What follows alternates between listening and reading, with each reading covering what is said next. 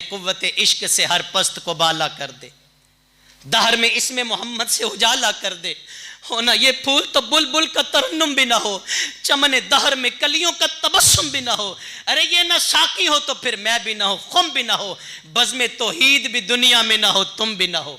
अरे खैमा अफलाक का इस्तादा इसी नाम से है, नब्ज हस्ती तपिश मादा इसी नाम से है, क्योंकि ये नाम कोई काम बिगड़ने नहीं देता और बिगड़े भी बना देता है। ये नाम मोहम्मद सल्लल्लाहु। इल्मुद्दीन तेरे मुकद्दरों पे नाज क्यों ना करूं।